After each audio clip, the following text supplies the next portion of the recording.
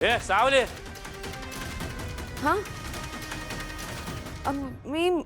मी तुम्हाला सांगितलं होतं ना, मला थोडी मुदत द्या प्लीज. मी तुमचे सगळे पैसे देऊन टाकेन, थोडी मुदत हवी आहे. पैशाचं राहू द्या, इथं कोणी आले असतं का? कोण येणार इथे? इथे मी आणि माझा मुलगाच राहतो. हा बघा, काय झालं बाळा? आई, अम्मा आजीला आईस्क्रीम हवं असते की ग? मी तिच्यासाठी आणू? जा, नीट जा. हो. आम्हीच राहतो. ए सावले, खरं सांगा, इथे एक लहान पोरगी पळत पळत आली असते, तिला बघितलं काय? लहान मुलगी? नाही हो, इथे कोणी लहान मुलगी काय येईल? नाही आलं इथे कोणीच. ए सावले, पुन्हा आठवा, इथे एक ती लहान पोरगी आली असती. ती लहान पोरगी मला पाहिजे असते हा. आणि तू जर ती मला मिळवून दिली तर रतन शेठ तुझं सगळं कर्ज माफ करेल हा. विचार कर हा. पुन्हा पुन्हा अशी संधी मिळत नसती बघ. एका बाजूला माझ्या मुलाचं भविष्य आणि दुसऱ्या बाजूला कोणाची तरी लहान मुलगी. काय करू मी? जर मी हिला यांच्या ताब्यात दिलं नाही तर रतन आम्हाला रस्त्यावर आणेल.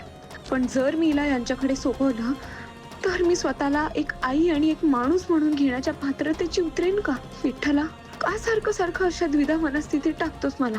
तूच सोडव रे विठ्ठला. ए सावले, काय ठरले असते? कर्जमाफी पाहिजे असते ना?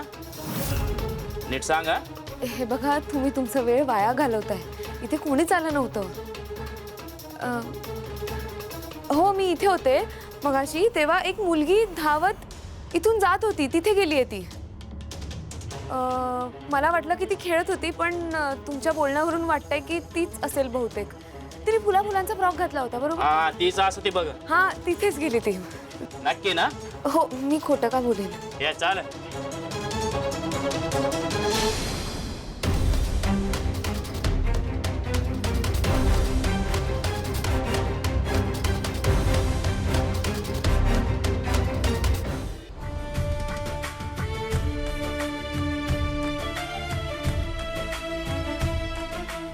बाळा, काकू,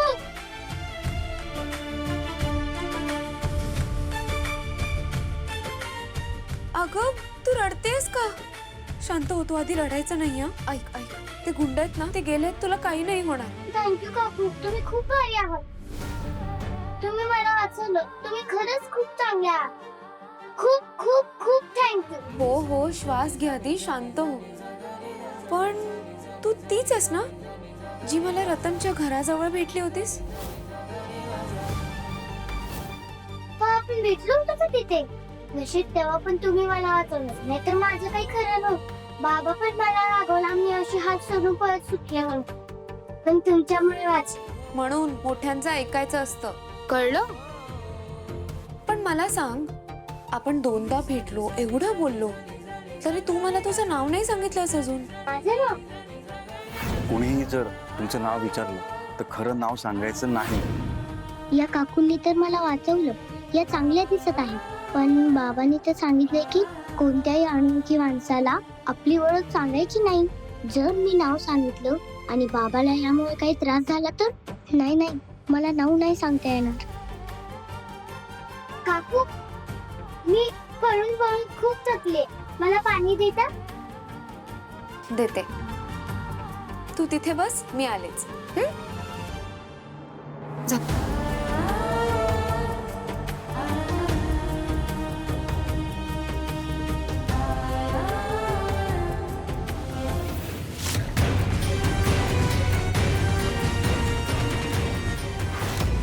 हिला बांधून आपल्या आड्यावर ठेवूया आणि चल त्या पोरीला शोधूया. सोड सोड.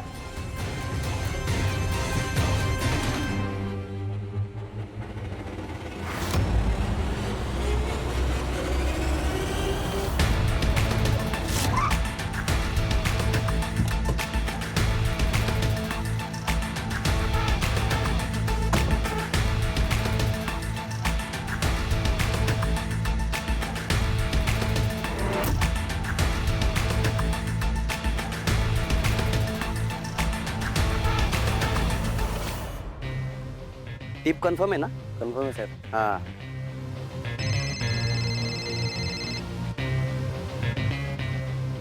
हॅलो. देवा ऐक ना, अरे मी जरा बेळगावला आलोय, जरा प्रॉब्लेम झाला इथे. काय झालं सारंग? अरे एक सुशिला वहिनी म्हणून आहेत, तर त्यांचं जरा डोमेस्टिक व्हायलन्सचा प्रॉब्लेम होता. तर त्यांनी माझ्याकडे मदत मागितली. पण आता बेळगावला आल्यानंतर मला लक्षात आलं की रतन शेठ म्हणून इथले कोणीतरी आहेत, तर त्यांच्या विरोधातच तिने मदत मागितली आहे माझ्याकडे.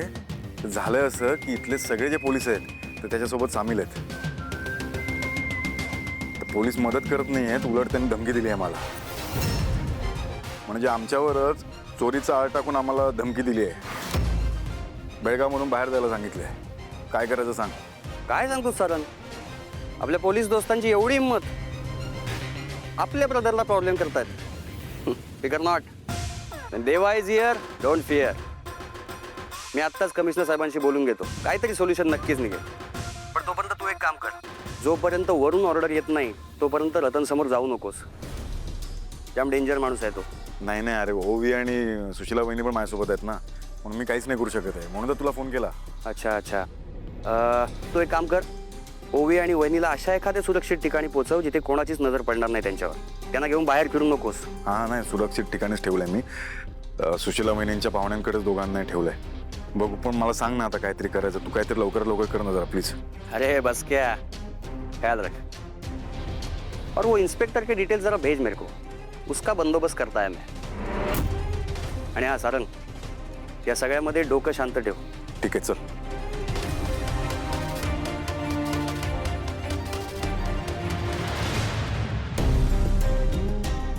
हा हॅलो कामत साहेब. हा हे घे.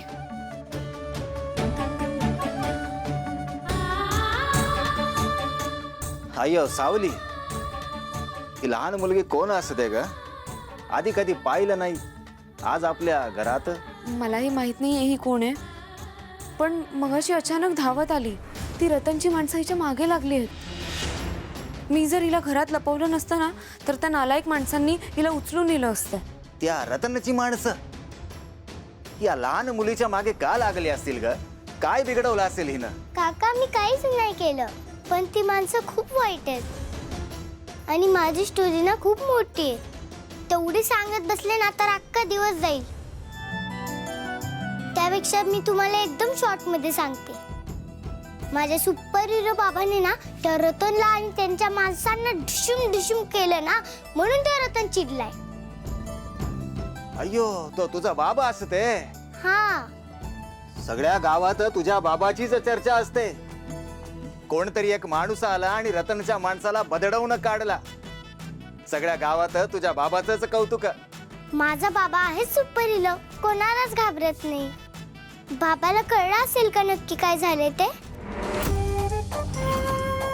माझा बाबा मला शोधत असणार. बाळा, काळजी नको करूस तू. तुझा बाबा तुला लवकरात लवकर शोधून काढेल. तोवर आम्ही आहोत की तुझ्या सोबत. हो बाळा, तुझा बाबा तुला शोधेपर्यंत तू इथेच थांब.